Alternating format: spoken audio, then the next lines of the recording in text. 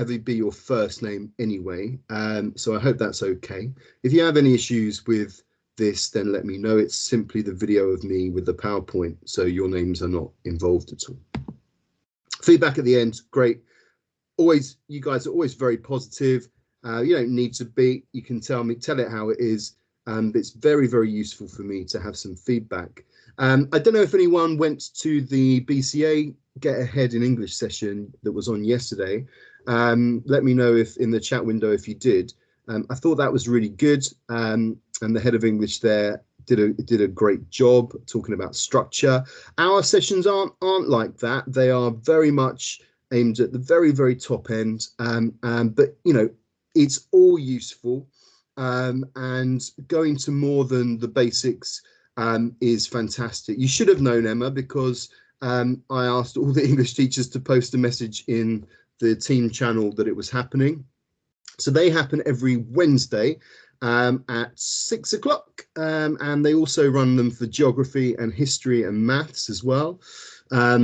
So please let your teacher know tomorrow or tonight.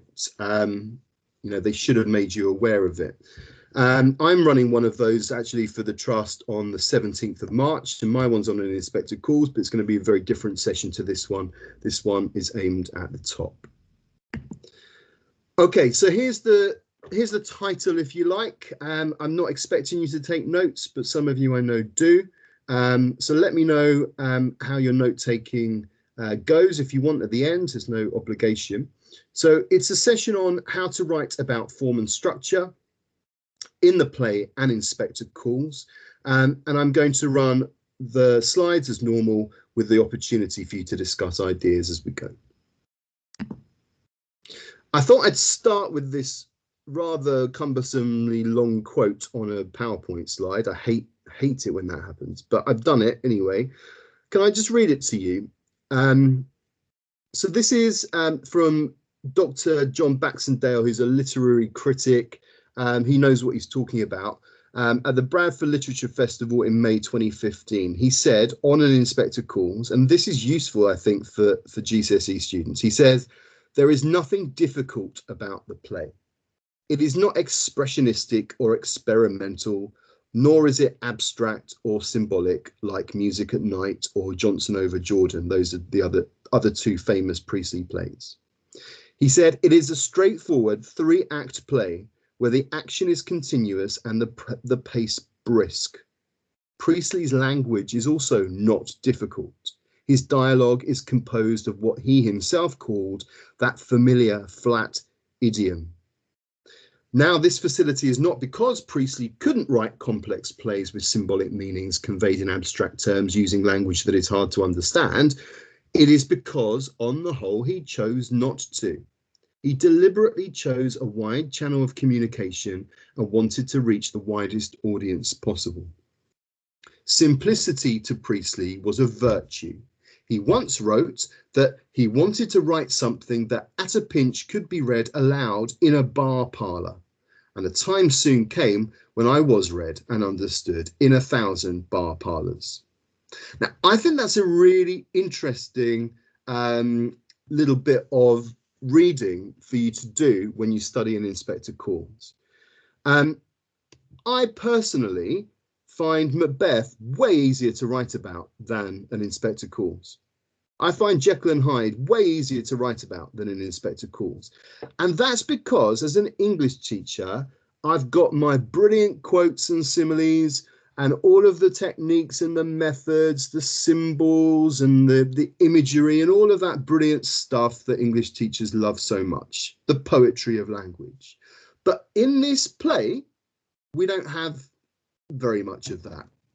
We're not looking for similes. I could name you some, and I'm sure you could as well. But this is the play that is written, as Priestley says, in a flat idiom. So the language, although it is beautifully written, is the language of speech, of natural speech. All the mummies and the daddies and the aren't we clevers and all of that squiffy and all of that stuff. None of that's particularly poetic. It's not Shakespearean. So what we have instead is a play that almost begs for us to write about structure and form rather than about language. Now, that doesn't mean that you can't write about metaphors. That bees in a hive analogy, the fire and blood and anguish, all of that begs to be written about. But you don't have to. And actually, you will get marked for writing about form and structure in a way that probably will benefit you more than writing about language. So that is, if you understand so far, that is our approach to this session. Is I'm going to give you lots and lots of advice and tips and hints on how to write about form and structure, how to make sure that form and structure is part of your kind of toolkit, if you like. And you can take notes, you can practice. I've got an example answer at the end as well for you. Any questions, please, in the chat window. So just a refresher for the basics, because you need this before you can move on. What is form and structure in English? So form is an answer to what is it I'm reading. If I ask you for the form of something, you're going to tell me that the form is a male or a female or a giraffe or I don't know, a house, a bungalow, a flat, whatever, a castle. So in English, the form is what it is at its most basic level. So this is a play. This is a work of drama, a work of theatre. Got it? Then we might ask ourselves, what kind of subcategory or genre does it belong to as well? And we're going to talk about that for an Inspector Calls in a moment. Macbeth, for example, is a tragedy.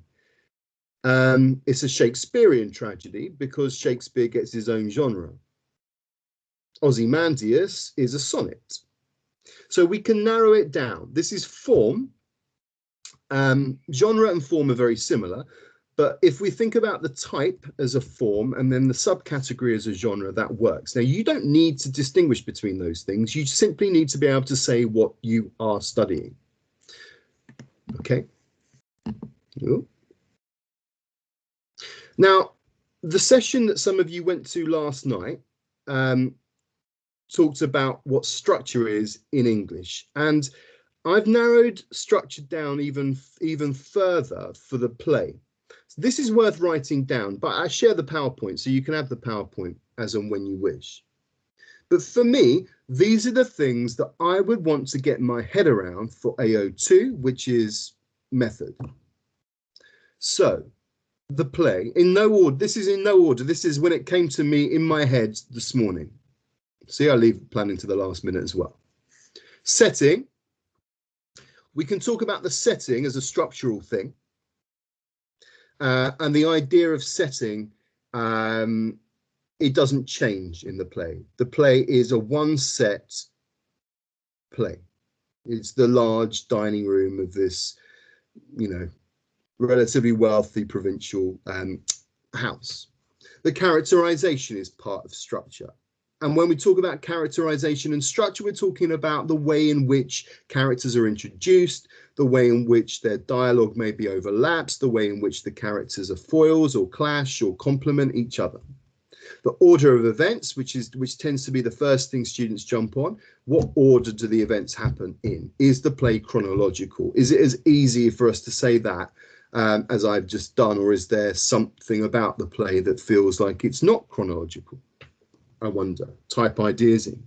The use of speech or dialogue. So the play is structured in a way where, there are pauses. And if you don't go and see the play on stage, even a DVD or video version isn't going to give you this.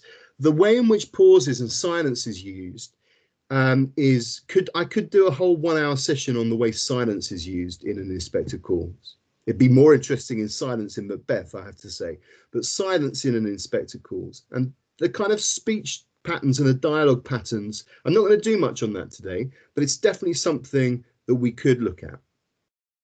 My favorite one is number 5. Very good, Beth. Well done. That's excellent. Round of applause for that. And Inspector pause, she says, for the video.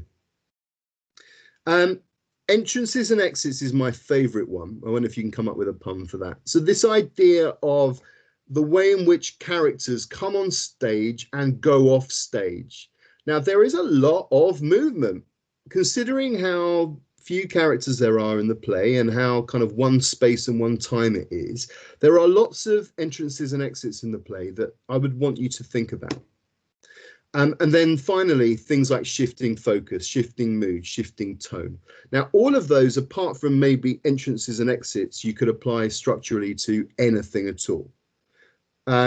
Instead of entrances and exits, maybe in a novel or a prose extract for language paper 1, you might be looking at perspective. But those are the things that I would want to focus on for an inspector calls. Okay. Does everyone understand so far? Are we okay? And this is still part of my introduction, but there's a good reason for me doing this session. And it is that if you want to meet the mark scheme, I did say, didn't I, in my first session of these, that I didn't want this to be an exam revision session. And this Inspector Calls one very much is an exam revision session, I think. But if you want to show off to the examiner, and the examiner is going to be us, your teachers, as we found out today for certain, you need to be able to hit the assessment objectives. And if you're writing about form and structure, you're hitting all 3 assessment objectives in one go. AO1 is a line of argument, quality of writing, technical terminology, and I'll cover that today. AO2 is methods and structure, the decisions the writer uses to structure their play is a method. And AO3, which is context. If you're writing about genre and you're writing about form, you're writing about literary context. You don't need to mention the fact that the play was set in 1912. You don't need to look at the way in which the play was first performed in Russia, because it might not really help you answer the question. I can be almost certain that some of the bits in today's session will help you answer any question. Okay? You know what, the camera's probably annoying, particularly the camera effect. So maybe I'll just turn it off. Or not, I don't know. There we go. I would say that this elevates any analysis you're doing. All right, so if you're going to be writing about structure and form, you're going to be analysing at a high level. Okay. Here's a chance for you to get involved. Literally a 60-second job. Okay, so from now, 60 seconds, type into the chat window, no answers too basic. How is a play different to a novel or a poem? I always do this activity. Go, type in. More answers, the better. I'm going to try and turn my camera off.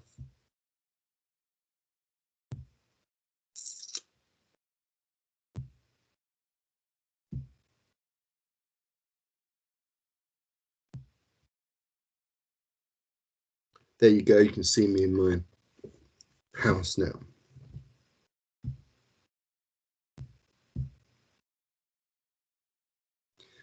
More ideas, please. More ideas about how a play is different to a novel or a poem.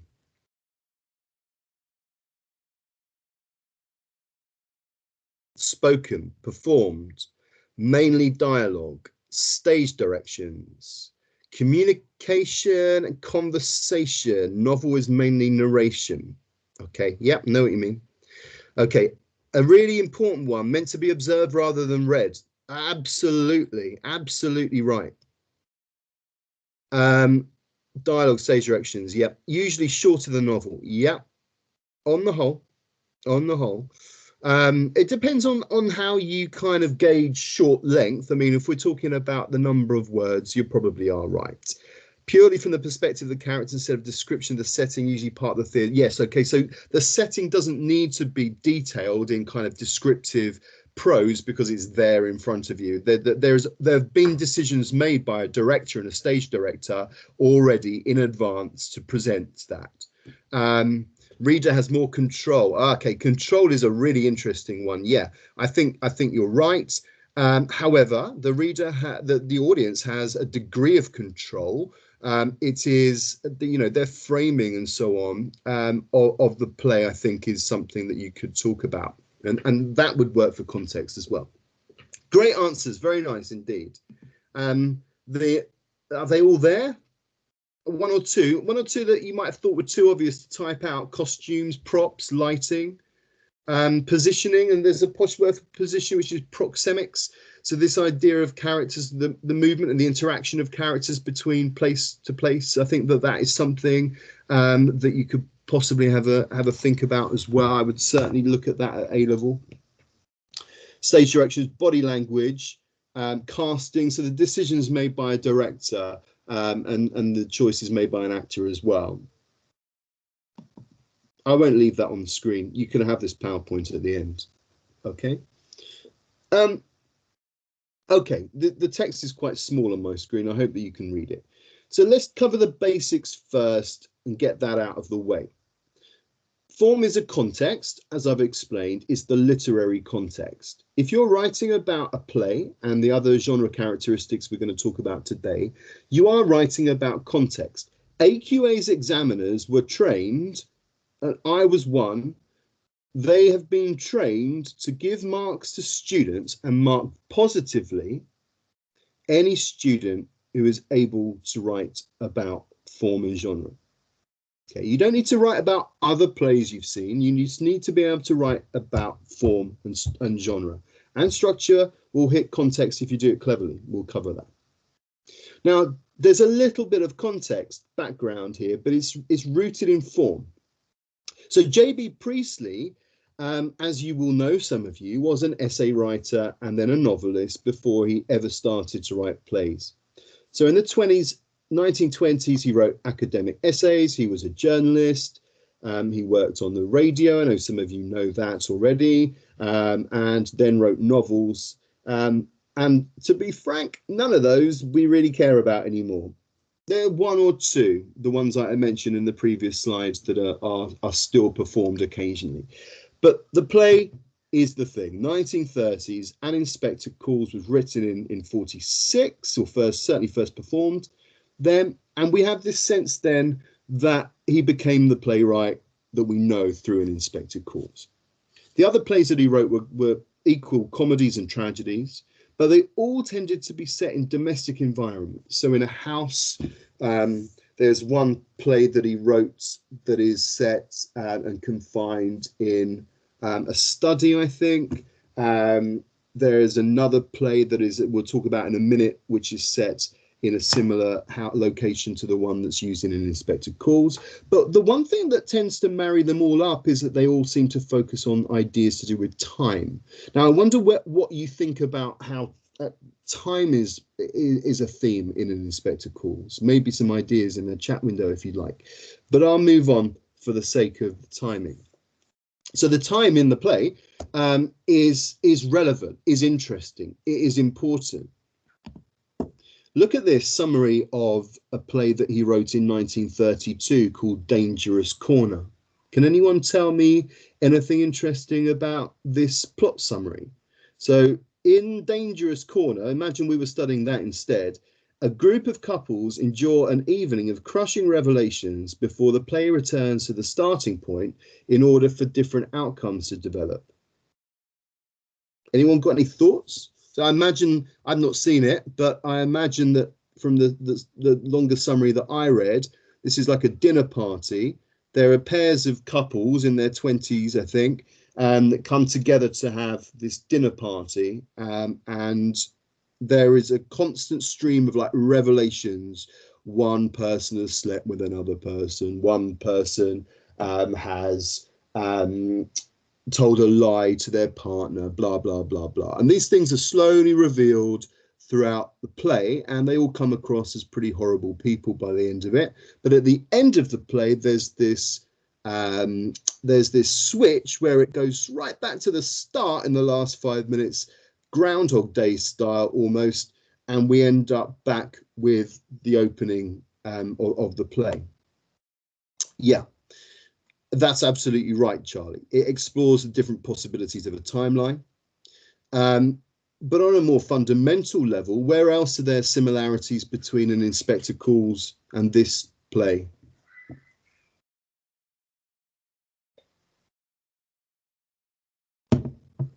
Dinner party, yeah, same domestic setting. Series of revelations, twists, guilt. Yeah, Inspector Calls reverts to the start with a second inspector. We'll talk about that if we have time a little bit later. Set in one evening, it's in real time as far as I'm aware. So, you know, J.B. Priestley has done this kind of thing before, if you like. There's nothing particularly new or original or groundbreaking about an Inspector Calls. In a way, he's played the same joke, if you want to call it that, used the same gimmick before. And I think it's perfectly okay to say that an Inspector Calls is a play centered around a gimmick or a central conceit without criticizing it. I think it's a brilliant play. Students love it. Teachers love teaching it. You might not. I'm happy for you to say you don't like it, but it is one of those plays we go back to. We had the choice not to do an Inspector Calls, to do something else, but we chose to continue with an Inspector Calls. Your parents, I'm sure, probably studied it as well. So here's the chance for you to take some more notes if you choose to. I'm going to look at some different forms, and I want you to read the conventions with me, or read the features, and then I want you to tell me, and it's worth writing some notes down for this for sure. I want you to tell me whether you think an Inspector Calls fits these conventions. So classical Greek drama, where it all started really, and the Greeks had comedy and tragedy, pretty much. They were the two genres, and you would go and watch your play out in the amphitheatre. And you would expect that Greek dramas conform to what were called three unities. So you may know something about this already, but I'm going to assume not. If you do, chip in. So all classical Greek dramas followed these rules. They must have been really boring to have to watch plays that always followed the same rules. But here we are. There was only ever one plot.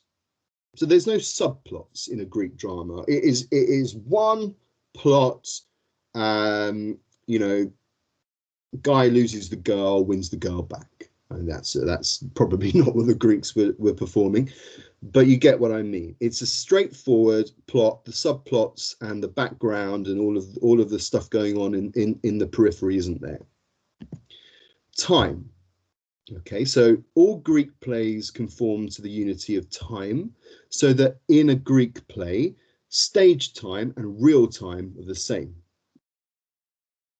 Yeah, so for example, if you were watching a Greek play which was like a trial of somebody for a murder, which would have been quite traditionally Greek tragedy and idea, then you would see that performed on stage in real time, and you wouldn't budge from that time. So half an hour's worth of stage time is the same as half an hour's worth of real time, and Taylor's got it right. The third and final unity is place, so only one setting is used. We don't move from the courtroom. Okay, can you type into the chat window? 30 seconds. How far do you think an Inspector Calls conforms to those three classical Greek unities? Does it? This is a theory. I'm not saying that you need to write about this, by the way. But if we're going to hit AO2 and AO3 nice and easily, and we can weave it into an argument for AO1, we write about this, the examiner will credit it. So can you tell me something that does an Inspector Calls hit one plot? Does it hit one time, real time? And is it in one place?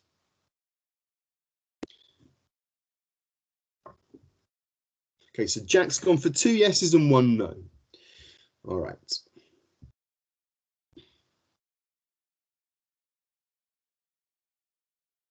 Ruby and Taylor agree.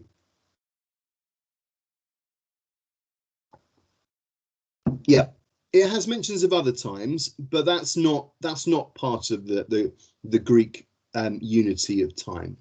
So we have the sense, obviously you'd have to refer to something that happened before the play started in its time frame. You don't have to.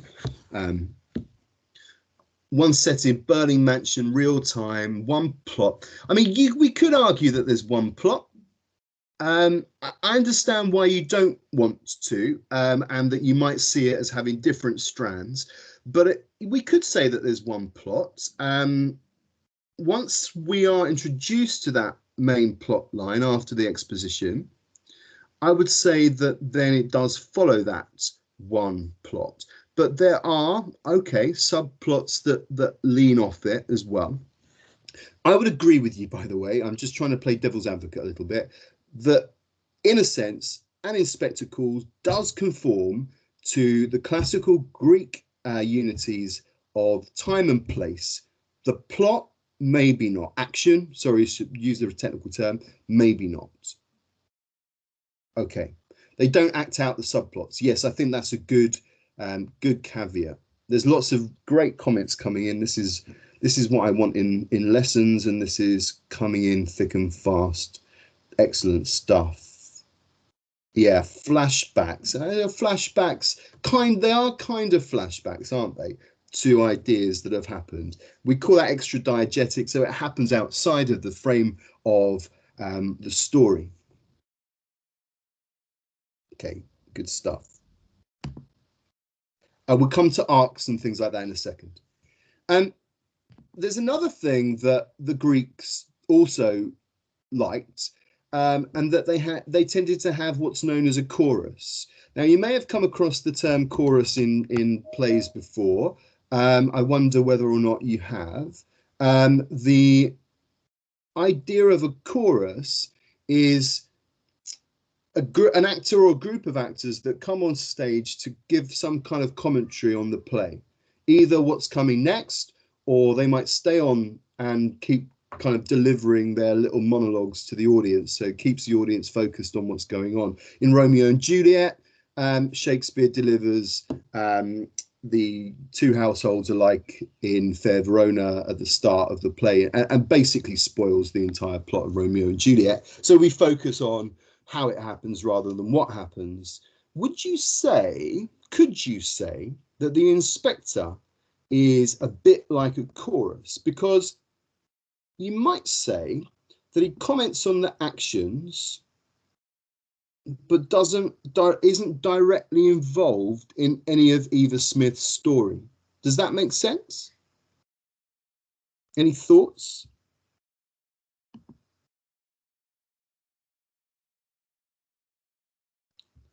I think Ebony tried to get into the room, and I might have clicked dismiss rather than admit. If anyone has her details, she can try again.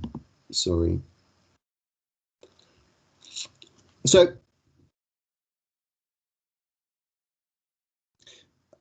okay, what I want you to do is engage with the ideas, which you are doing. I'm not saying that the Inspector is a chorus, but he has qualities that we could suggest, and the adjective is choric. So he is not directly involved in Eva Daisy's plight, is he? But what he does do is he does directly affect the Burling family. He's also godlike. That's a very good point. He gives a commentary on Eva Smith. He provides the exposition of Eva Smith's life. He doesn't really do anything. We don't know whether she's real or not. We don't know. All of that stuff is important as well. But effectively, his job is choric. He provokes, he hints, he does influence, he certainly influences. So there's a reason why we might say that he's not like a chorus. He directs the action. He's a catalyst. We'll talk about that in a minute. I think I want you to think about it. The other thing, the final thing that I was thinking about when we're thinking about Greek drama is that Greek drama tends to move characters and the audience from a place of ignorance to a place of knowledge and understanding. Would you agree with that?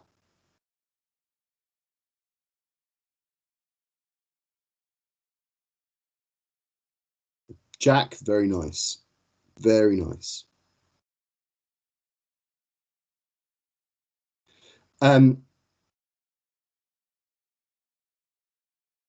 this idea of catharsis, right? Catharsis means a cleansing. Catharsis means learning something about yourself and about maybe what you've done and making yourself confront your guilt and then being purged of it, almost like a kind of Catholic confession. And what we have in the play is we have moments of catharsis through Sheila and Eric's acknowledgement, their epiphanies, their awakenings. These are all Greek kind of theatrical ideas. And they have their own catharsis. Now, that is definitely a Greek convention. I'm not saying that you don't see that in EastEnders or in, I don't know, name me in Bridgerton. That this is very much something that is part and parcel of drama and fiction generally, and life. But the Greeks made it an absolute must. And you know, Jack has talked about purgatory. I think that's absolutely right, because the characters that learn something about themselves, you get the glimmer of possibility that they might release themselves, that they might be freed from their shackles. But unfortunately, and I've said this to my classes before, that because the elder Burlings and Gerald Croft are so kind of part of the system and part of society, that the catharsis that Eric and Sheila experience doesn't go anywhere. They're still chained. The second inspector has to come in order for this kind of Sisyphean task of constantly reminding them about how to behave as human beings. Okay, next form that I want to discuss, or genre, the medieval morality play. You know, this links to this idea of kind of Christian allegory, which is very, very important. I'm not going to mention much about that today, but an inspector calls follows some of the conventions of the medieval morality play. And I'd like to discuss that with you now. So the medieval morality play is this idea that a story is presented and the characters within the story represent some kind of sin. It could be all 7 of the deadly sins, or it could just be a smattering of them. But those 7 deadly sins are part of a kind of traditional medieval morality. They used to be performed in the middle of big banquets, and you know, you'd have a 9-course meal, and between every course you'd have a new act of the play, and they'd be quite silly on the whole. So let's take some notes if you want. I'll read to you. These were plays then in which the 7 deadly sins, pride, sloth, gluttony, envy, covetousness, lust, and anger, explored through a story. And when we kind of relate a story to big ideas like that, we can call it an allegory. And therefore we can call the play allegorical. The message of a medieval morality play, you can comment on this now if you want to, was always to reject vice or sin and turn to a life dedicated to God. How closely do you think An Inspector Calls follows the conventions? Forget the banquet bit. How closely do you think An Inspector Calls follows the conventions of the medieval morality play? Any ideas in the chat window? Very active, some of you in the chat window.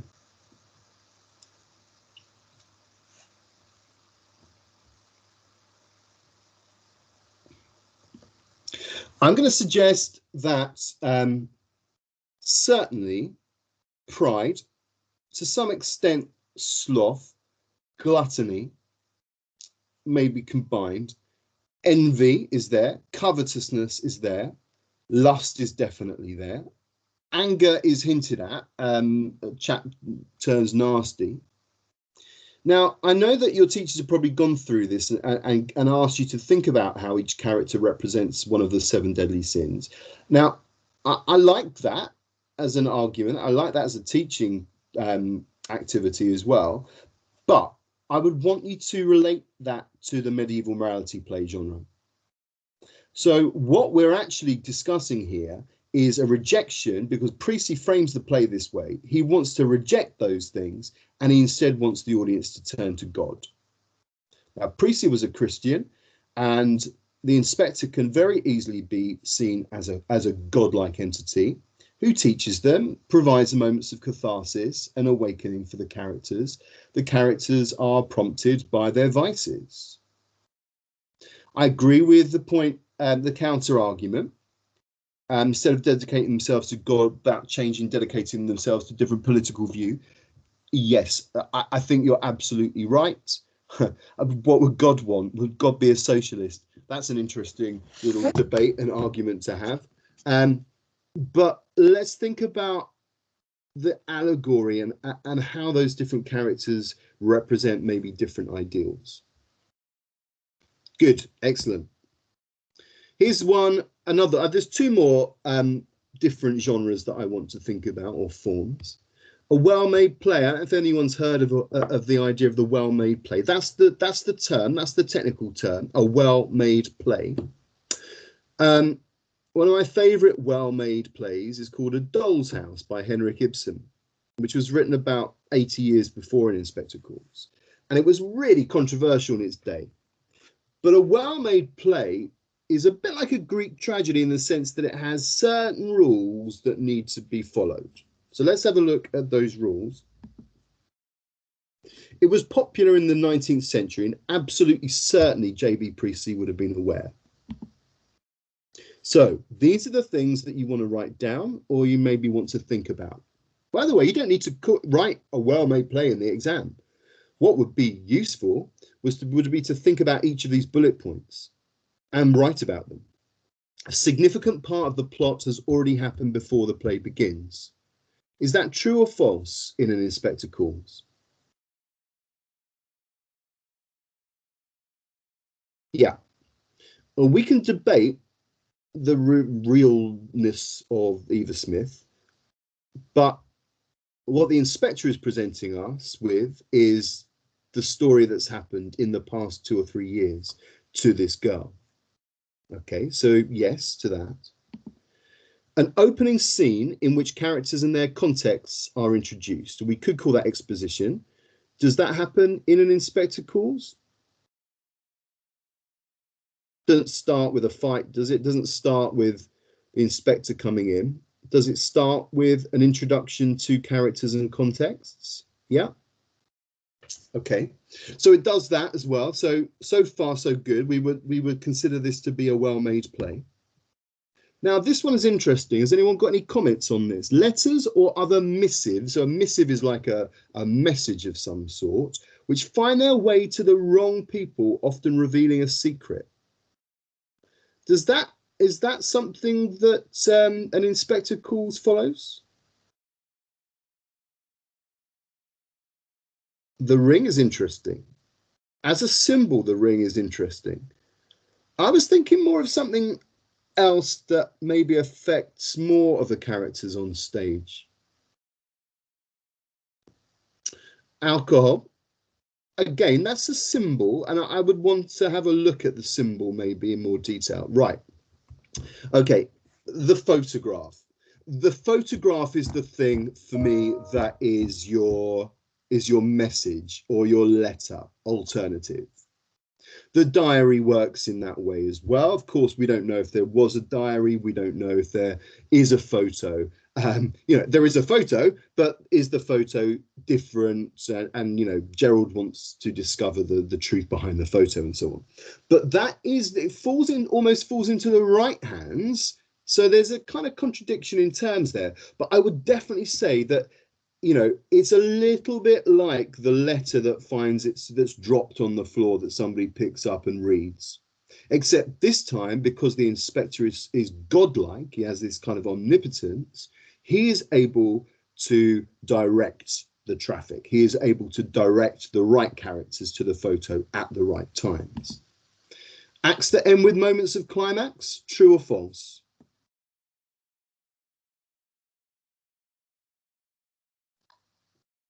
Okay, for sure, yeah. A happy ending that resolved the key issues, true or false to the final one?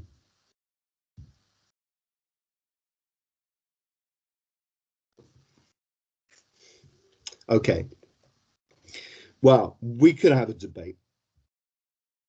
I think false, but if you think carefully about it, maybe we could say a bit of both. Yeah, maybe we could say that the returning of the second inspector is so crucial, and I'll show you Priestley's quote at the end of the session that people ignore or scratch their heads or ask the wrong questions about the inspector returning at the end of the play.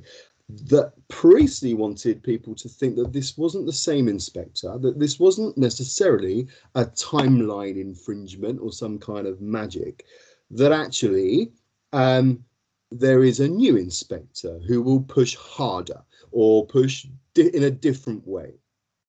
A happy ending? Maybe not, but certainly no resolution, no kind of neat resolution, I suppose. I've had lots of interesting debates with students over my time teaching this play about whether we think the ending is open or closed. But I think it's circular, and I think there is a sense that it's closed. We've kind of come to the end, we start again. Sisyphean, my favourite. Final one, who done it? Now, this one is the most simple one to talk about in an exam, and it's probably the one that most students will talk about, but you have to be careful because I'm not sure that we all, they all done it. They did all done it. And if you know detective stories, you know, Agatha Christie's, Sherlock Holmes's, Knives Out, great film. And this idea of a who done it leads us to potential suspects and then one final twist at the end where it's revealed. Now, Priestley does borrow from that genre. Okay, immensely popular, remember, at the time, in both prose and in drama and early film as well. So people would have recognized the tropes or the conventions of the whodunit genre in An Inspector Calls. For me, it doesn't feel like a detective play, but there's no reason why you can't mention it. Because look at the traditional detective, think of a Sherlock Holmes and think of the inspector, where there are similarities. They are unconventional, they are both male, they are both outsiders, they are both gifted with an ability to see things and solve mysteries that others cannot. They are charismatic, they are thoughtful, they have moments of great power, but often aren't the ones speaking all the time. Would you agree? The inspector is an inspector in many ways. However, the big kind of catch, apart from the whole allegory thing, which I think is too persuasive to ignore, you shouldn't definitely say that this is a play that's a whodunit. You should simply say in the exam that it's a play that has some of the tropes or conventions of the whodunit. There isn't any body. There's no clear implication of one murderer. As Jack said, I'm sure, without the flippancy that I dismissed his comment in, they all done it. They did. And I reckon that that's Priestley's message, isn't it? You're all involved. You're all culpable. The audience are involved. Everyone's involved. There are millions of Eva Smiths and John Smiths. So I think the play as a work of political and social relevance is much more interesting than the play as a detective or whodunit play. But it's not to say that you couldn't mention it. My timing is atrocious. Somebody should sack me because I've only gone through half of the stuff I wanted to get through, but I am going to commit to my timings. So in about 3 or 4 minutes, I'm going to say that's it, and then we'll stick around if you want to ask questions. I'll still share all the slides. Can I maybe just whiz through the slides? The ones that I haven't highlighted there are ones we haven't talked about that you might end up wanting to think about. Domestic drama is another genre. It's a drama of realism. We can definitely debate how realistic it is. It's a political manifesto. I think, you know, your teachers have probably bored you to death with talking about socialism and capitalism, but for sure it's important, and in a way the work is a political manifesto.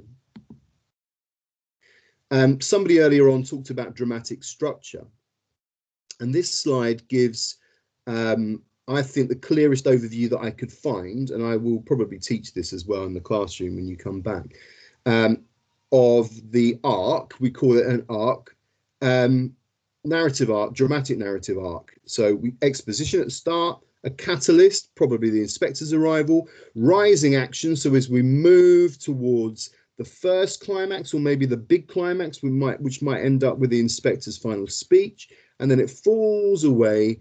Tension begins to lift, and then there's a sort of form of resolution.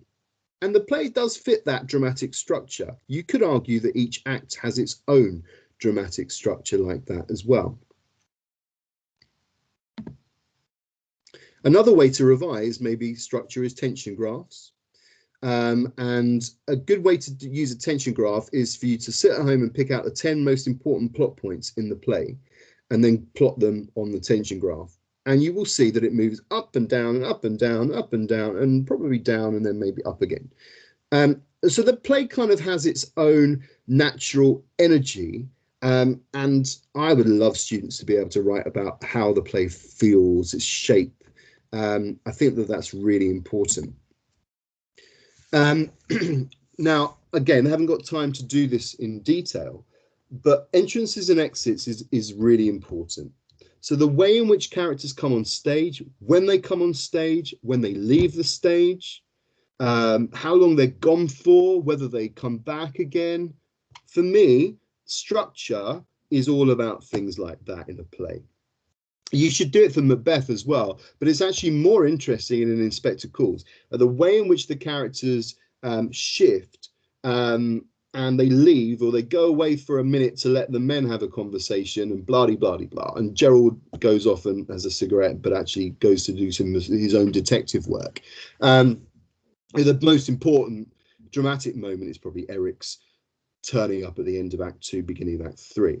But to do that and to plot that is really useful. And I nearly did it to myself, had the time this morning to write down all the entrances and exits in an Inspector Calls. What a job that would have been. And luckily, the internet saved me, because I found somebody that had already done it with page numbers, with quotes for each character, where they come in, where they go out, where they come back in again. So I'll share that with you. I think that's a really, really useful way to revise the play. So that's coming your way as well. Now, the last thing that I will do with you is, and I know, because I know some of you are itching to perhaps just think about exam technique. It's getting to that point now. So here's a student paragraph that writes not about similes and metaphors. They don't write about, interruptions or kind of grand dramatic tension so much. They write about structure. I'm not going to read it to you, don't have time, but I'll share the slides. I'd like you to read that paragraph, and then I'd like you to see how this has been annotated to give a sense that the student is able to clearly write about tension, about structure, and about the way in which the play moves, the shape of the play. All right. It's got this is a paragraph written for grade 6 students as well as grade 9 students. Have a look at it. There are things that we could do to tighten it up. But effectively, this is a really, really good answer that focuses on structure rather than on language for AO2. Lines of argument, which is what I'm going to do in my session for the Trust on the 17th of March. So please come to that and support me. That is going to be, this might be one of my lines of argument that focuses on form and structure. Have a look at it. Do you agree with it? Some find the final lines of the play an anticlimax. Others enjoy the sudden final moment of suspense. Why do you think Priestley chose to conclude the play with another proposed visit from a police inspector? And I would think that that would be a really interesting kind of revision question. It's not a question that would come up in the exam, but it's a question that will enable you to revise the order of events and the technical terms that I know that you're capable of to get your grade 9s. And this is literally the final slide. And it's from J.B. Priestley himself, 1972. And he writes here, I think this is really interesting. Indulge me for 1 minute and let me read it to you, and then we'll give up. And Inspector Court, he said, has had a curious history. It was written during the winter of 1944-5, and the Red Army being much in our minds at that time, I sent a copy to Moscow. It was immediately translated, and soon 2 famous Russian companies were playing it simultaneously in Moscow. The Old Vic produced it later in 1945. Then it began to go all over the world. It had 1,600 performances in Germany alone and became equally popular on both sides of the Iron Curtain. I saw it myself, chiefly by accident, in London, Moscow, New York, Paris, and several other cities. And I mention this because while we were all supposed to be so very different, the reaction of audiences was almost exactly the same. Even during the last 10 years, I have had innumerable letters from graduates, undergraduates, high school students, from everywhere, demanding to know who or what the inspector was, there having been furious arguments about him. Oddly enough, they never asked about the second inspector who was on his way, though this is not simply a dramatic twist, but really the key to the play. I love that. Give us some thoughts. If Mermaid audiences, that's the theatre in London where it was on, do not relish the play, then I shall be sorry, but I can hardly grumble, because this is one play of our time that certainly has had its share of attention. A last point. The particular year in which the action is supposed to be happening was not chosen at random. It is significant and is indeed another key to the play. I love how he teases us there in those program notes. Have a think about it. I'll be online for another 5 minutes if you want me to. I'm going to run a writing workshop of poetry. Please be there for that. It's not going to get you a grade 9, but it will be fun and a relaxing experience after a day at school, probably for most of us. Thursday 11th, and then I'll do another one on the 25th. I haven't decided yet. Okay, we ended up with 11, so 5 of you went through the hour. But thanks very much indeed. I hope that it was useful. It would be amazing to get some feedback from you. Take care of yourselves. And if you have a question, let me know. Thanks very much indeed. Yeah, it will be fun, the poetry. We need some fun in our English, don't we? Bye, everyone. Take care.